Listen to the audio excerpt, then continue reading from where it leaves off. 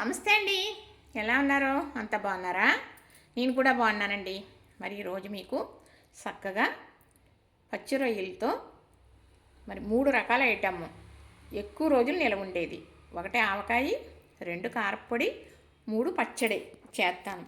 చుట్టాలైతే రొయ్యలు పంపించారండి మొన్న లక్షవారం పంపించారు. చక్కగా తెచ్చిన తర్వాత రొయ్యలు కడిగేసేనా, ఒలిసేసేనా, శుభ్రంగా మళ్ళీ రొయ్యలు ఒలిసిన తర్వాత కూడా కడిగేసి కాస్త పసుపు వేసి బాగా దగ్గరికి ఎగరబెట్టేసాను.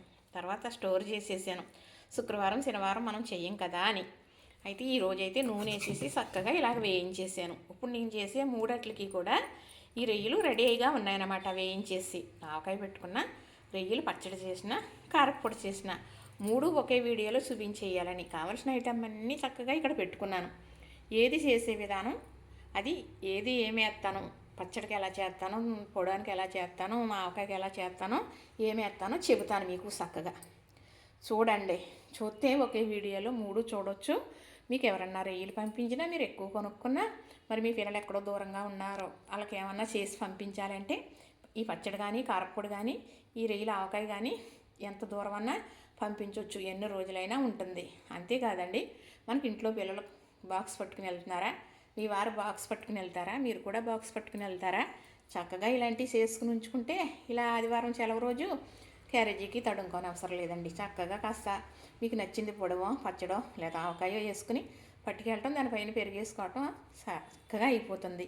అప్పుడు ఇవ్వడమంటూ కూరలు ఏమీ లేదని, కూర చేసుకోలేకపోయామని ఇబ్బంది పడకుండా ఇలా చేసుకుంటే కూడా చాలా బాగుంటుందని మీ అందరి కోసం ఇలా చేసి చూపించాలని ఈరోజైతే చేస్తున్నానండి.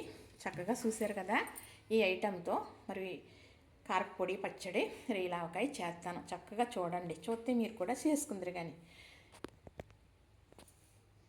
ఇప్పుడు స్టవ్ వెలిగించాను, కళాయి పెట్టుకున్నాను కదా. ఇప్పుడు ఫస్ట్ కారప్పొడి చేస్తున్నానండి. కారప్పొడికి కావాల్సిన ఐటెం వేపుకోవాలి కదా. ఎక్కువ నూనె వేయకూడదు. కారప్పొడి పొడి పొడిగా రావాలి కదా, ముద్దలా రాకూడదంటే కొంచెం నూనెతో ఐటెం వేపుకోవాలి. ఇక ఆ విధానం చూడండి. మినపప్పు మందంగా ఉంటుంది కాబట్టి పొట్టి మినపప్పు ముందు వేసుకోవాలి. ఫస్ట్ వేయాలన్నమాట. వేసాను. ఇప్పుడు ఎండుమిర్చి ఇలా తుంచుకుని వేసుకుంటే లోపల గింజలు బాగా వేగుతాయి. గింజల వల్ల కూడా మనం చేసే ఐటెంకి రుచి వస్తుంది, అమ్మదానం వస్తుంది అన్నమాట. గింజలు వేగాలి కాబట్టి మనం కాయలు పలంగా కాకుండా ఇలా కాయలు ఇరుసుకుని వేసుకోవాలి. ఇది కారప్పొడి కదా, నేను నిన్నే విరిసానండి. ఇదిగో చక్కగా కారప్పొడి కోసం ఇదిగో వేసేసాను మిరపకాయలు. మరి కారప్పొడి అంటేనే ధనియాలు కదా, ధనియాలు లేనిదే కారప్పొడి అవ్వదు. చక్కగా మనం ఏ ఐటెంతో కారప్పొడి చేసినా ధనియాలు అనేది వేయవలసింది. చక్కగా ధనియాలు వేసేసాను కదా, చక్కగా ఏగుతూ ఉన్నాయి. ఎల్లుల్లిపాయ అయితే పొట్టుతోటే సిద్ధపొట్టుకున్నానండి, వేసేసుకున్నాను. ఇప్పుడు గుప్పుడు కరివేపాకు కూడా వేసేసుకుంటున్నానండి. ఇది గలగలలాడుతూ వేగాలి, సన్న మంట మీదే వేగాలి. ఇప్పుడు 2 చెంచాలు జీలకర్ర. ఇప్పుడు పోపు వేగిపోయింది. దీనికి సరిపడే ఉప్పు.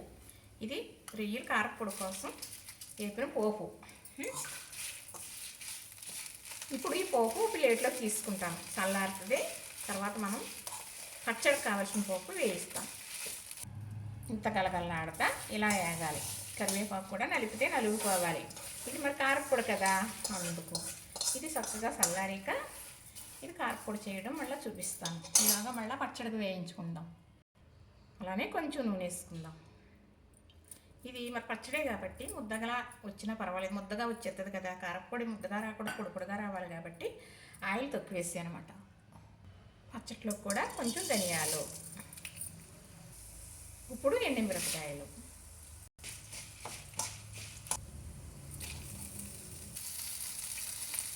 ఇప్పుడు కరివేపాకు, ఇప్పుడు కాసన్ని నువ్వులు,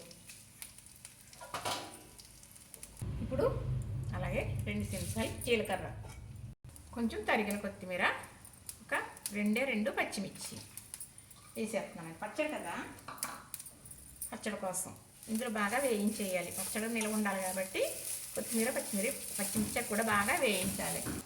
కొత్తిమీర, పచ్చిమిర్చి కూడా బాగా వేగిపోయినాయండి పచ్చడికి. మరి నిల్వ ఉండాలి కదా, అప్పుడు ఎప్పుడు కూడా చెమ్మ లేకుండా, పచ్చి లేకుండా వేగించుకోవాలి. ఇవి కారపొడికి చల్లారిపోయినాయి చూసారా, ఇగో ఇలా 4 భాగాలు కరివేపాకు, ఎండుమిర్చి కూడా ఇంకా ఇలా 4 భాగాలు. ఇప్పుడు ఇది మిక్సీ పట్టి చూపిస్తాను మీకు.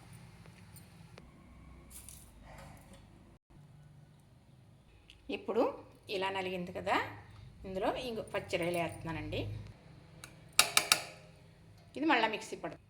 ఇదిగోనండి మనకి పచ్చిరొయ్యలు కారపొడి రెడీ అయిపోయింది చక్కగా. ఇప్పుడు ఇది ఒక గాజు గిన్నెలోకి తీసేస్తానండి.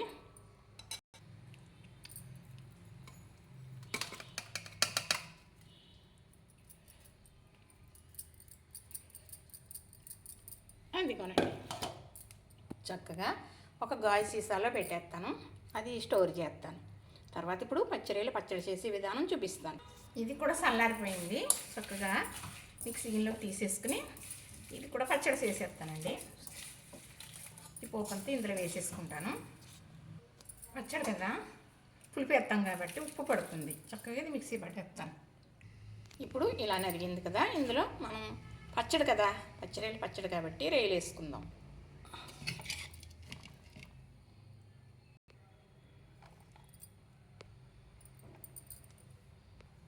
మళ్ళీ మిక్సీ పడతాను. మరి పచ్చడి అన్నాను కాబట్టి పులుపు వేయాలి కదా, ఇది చింతపండు గుజ్జు చక్కగా నానబెట్టేసి గుజ్జు తీసి ఉడికించేసానమాట అండి. ఇలా చిక్కగా వచ్చేటట్టు ఉడికించేసాను. సరిపడ్డది వేసుకుంటే సరిపోతుంది, చాలాపోతే మళ్ళీ వేసుకుందాం. ఇప్పుడు ఈ పులుపు కూడా పడిపోతుందండి, కొంచెం ఉప్పు కూడా వేయాలి, వేస్తాం. ఇది సరిపోతుందండి ఉప్పు.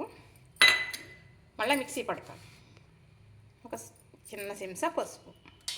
ఇదిగోనండి పచ్చడి కూడా రెడీ అయిపోయింది. గిన్నెలోకి తీసేసి చూపిస్తాను మీకు. ఇంతేనండి, ఏదన్నా కష్టపడి చేసుకుంటే దాని ఫలితం ఉంటుందండి. ఇప్పుడు ఇలాగా గిన్నెలోకి తీసేసాను కదా, తర్వాత మనకి గాజు సీసాలున్నా ఎందులన్నా గట్టి ముద్ద దాంట్లో పెట్టుకుని టీలు ఇవ్వండి కాకుండా స్టోర్ చేసుకోవచ్చు. ఇప్పుడు పచ్చిరొయ్యలు ఆవకాయ పెట్టే విధానం చూపిస్తాను. ఒక వెల్లుల్లిపాయ రెమ్మ తీసుకుని ఇలా పొట్టుతో సహా ఇలా దంచేసుకున్నాను. ఇందులో కొంచెం ఉప్పు వేసి దంచుతాను, ఎందుకంటే కొళ్ళుప్పు కదా, మనం పెట్టే ఆవకాయలో కరగదు కాబట్టి. ఇందులో కొంచెం వేసాను కదా, ఇంకో ఐటెం చేశాను, అందులో కూడా వేసాను. ఎలా వేసాను అనేది మీకు చెప్తాను.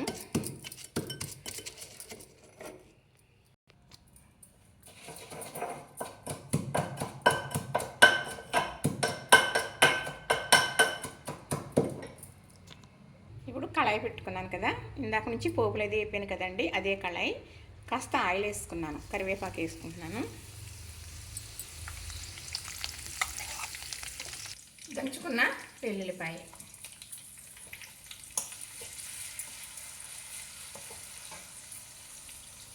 ఈ వెల్లుల్లిపాయ పచ్చివాసన పోయే వరకు వేయించుకోవాలి. అలాగే చిన్న చెంచా జీలకర్ర, అలాగే తుంచుకున్న 3 ఎండుమిర్చి, ఈ ఆవకాయకి సరిపడే కారం. ఇది మసాలా కారం, ఇందులో వేయవలసిన మసాలా ఏంటో అంతా ఈ కారంలో ఉంది. మీకు కావాలి ఇన్ఫర్మేషన్ అంటే నేను ఈ మసాలా కారం తయారు చేయడం అనేది వీడియోలు పెట్టాను, చూడండి. మీకు ఇష్టమైతే, మీకు అవసరం అనుకుంటే చూస్తే అందులో ఉంటుంది ఎలా చేసాను ఈ మసాలా కారం అనేది.